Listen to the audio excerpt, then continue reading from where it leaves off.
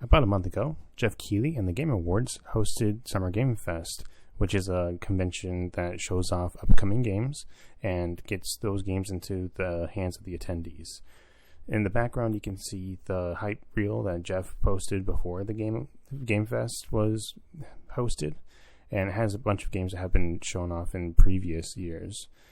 This video is a bit later than I would like it to be, but it's because there were a lot of games that I was really excited about, and it was hard for me to narrow down a top 3. And I went about many different ways to try to figure out how to do that. I categorized them and things like that, but I ultimately came to the decision to share games that resonated most with me based on what I've played before and who I've played with those games with. And so I'll be highlighting those games. As a little disclaimer at the beginning of the video, there are terms for roguelike and roguelite. These are games that branch off of the rogue gameplay style. Roguelike means that when you die you lose everything, and roguelite means that some of the progression carries over for each subsequent run. It is very hard to hear these kind of different terms, especially since they're so similar. So for the intent and purpose of this video and future videos, I'm just going to use the term roguelike. If you want to know if it's really a roguelike or roguelite, you could use the description I just gave at the beginning, or you can find a description online that can give you a little bit more detail, but I'm just going to use roguelike moving forward. With game news, I wanted to focus on things that are around this week instead of going back and trying to find news related to the week of Summer Game Fest. This week there was some unfortunate news in relation to Microsoft. Microsoft laid off 9,000 employees, which is roughly about 4% of their total employees, and it's estimated that 1.9 thousand of those employees were from Xbox and the other game divisions, so games like Forza and Call of Duty and Gears and other games like that are affected, in so much that Turn 10, the studio behind Forza's racing games, lost 50% of their employees. As for good news, there is a initiative called Stop Killing Games, which is aimed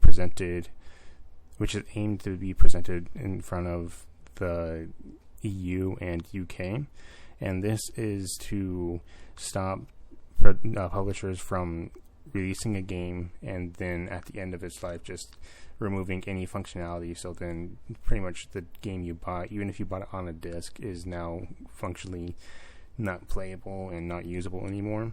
And it's aiming at stopping that, which is, in my opinion, a good step forward.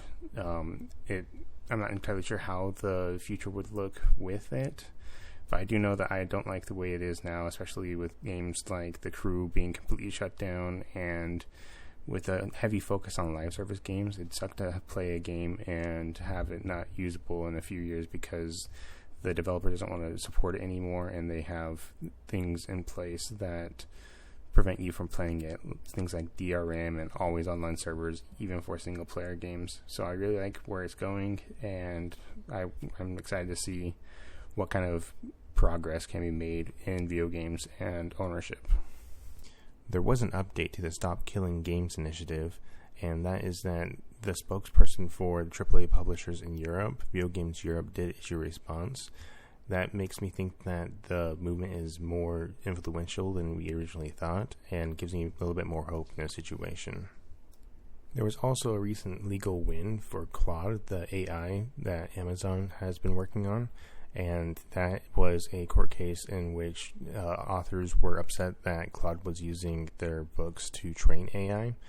The judge in charge of this court case did say that copying the books from for training AI is transformative enough to be fair use, and the only thing that the judge said was that the way they sourced the book was not up to snuff. It was pirated in a sense, but that makes me wonder: are copying of games for preservation purposes transformative enough? Does that give us freedom to copy games onto computers so that we can save the data? does that give us more rights in the sense of ownership? The 3 games I decided to highlight from Summer Game Fest this week are Tawa and the Guardians of the Sacred Tree, LEGO Voyagers, and Out of Words. The first game I wanted to highlight is the one I'm most excited for, and that is Tawa and the Guardians of the Sacred Tree.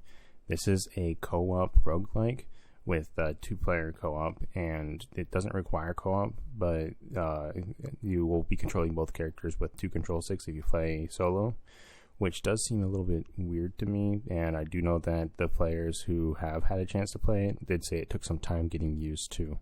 I do like that the game has anime-style cutscenes, and I do like the smoothness of the combat, and that there are multiple different combat styles based on your character. There is a sword-style combat and a staff-style combat based on which player you are. I believe it's going to be first player is going to have sword and second player is going to have staff. I also like that the characters have their own special abilities. Usually these special abilities come from boons from gods or from the characters that are helping you, but I do like that it's more develops the characters a bit more and tells a bit more of the characters through that kind of visual storytelling. Most importantly, though, the thing I'm most excited about is that since it is co-op, it's something I can play with my brother, and my brother and I have been playing co-op games for quite some time, so it's just great to have something that we can play together, and we both really enjoyed Hades, so it's going to be a lot of fun for us to sit down and play this together over, even though we're quite a far distance apart. And it's definitely something I feel like should be on people's watch list, because it's got that challenge to it, and it's something that you can repeat over and over, and it's got quick runs like most roguelikes. The final game for my highlights from Summer Game Fest is Out of Words. It is a simultaneous co-op. I'm not sure if that's the term that is correct, but it is what I use. It's one of the ones that are co-op is required. I do like the animation of the Out of Words because it is the claymation handcrafted journey, and I like that it has a little bit more character and expressiveness to the characters with the claymation. It is a side-scroller game, it appears, or maybe a 2.5D game, so that can be a bit of a turnoff for people, especially when it appears to switch from cutscenes back to 2.5D. I do like the expressiveness of the characters who don't have mouths, and I am looking forward to this game because my wife and I both really enjoyed Split Fiction, and we're having fun with It Takes Two, and so these kind of co-op required games are really fun for us to play, and it's something that I'm going to be keeping an eye on, and something that I've introduced to her, and something that maybe one day down the road we'll definitely jump onto this one as well. It looks fun. It looks like it has a lot of character, and it's just a new take on a genre that both of us like. This is a little out of order from my intro, but another game that I am interested in and excited to see where it goes is LEGO Voyagers. I'm excited because it is another required co-op, so it's something that my wife and I can play, but all 3 of my boys love Legos, and so it's going to be something that they can watch and get excited about the things that we're doing while playing. And you play as little the bits, the one by one pieces of Lego, and you roll around and you connect to other Lego pieces to try to solve puzzles. And I think that's going to be really fun. It's also going to be something that when my boys are old enough to play, they can use that for puzzle solving and help them to learn things. So I'm really excited about that LEGO Voyagers, because it gives so much utility and so much fun for me and my family. The next game I originally recorded as a highlight in my top 3, but it wasn't originally listed as my top 3, so this is going to be my honorable mention, but it's going to sound a bit different than my other honorable mentions in the past. Another game that my brother and I played quite a bit of together is Scott Pilgrim, and it's not so much a sequel, but it's another entry into the Scott Pilgrim games got announced as well, and that is Scott Pilgrim EX. This game follows a little shortly after the same storyline of the anime. But it is separate as well, so you don't have to like know the anime or the first game or watch the movie to enjoy it. It will have moments that reward people who have seen those things, but you don't need to know these things to play this game with friends. And if it's like the first game, it's going to have 4-player co-op, and it's old school beat 'em up. And I love playing beat 'em ups with my brother. We used to go to the arcade and play X-Men or Teenage Mutant Ninja Turtles with all like the coins that we had saved up from doing odd jobs. And so it's going to be a fun thing to play with my brother when it comes out in 2026. And if you like beat 'em ups or you want to give beat 'em ups a try, this is definitely one that I can recommend keeping on your radar.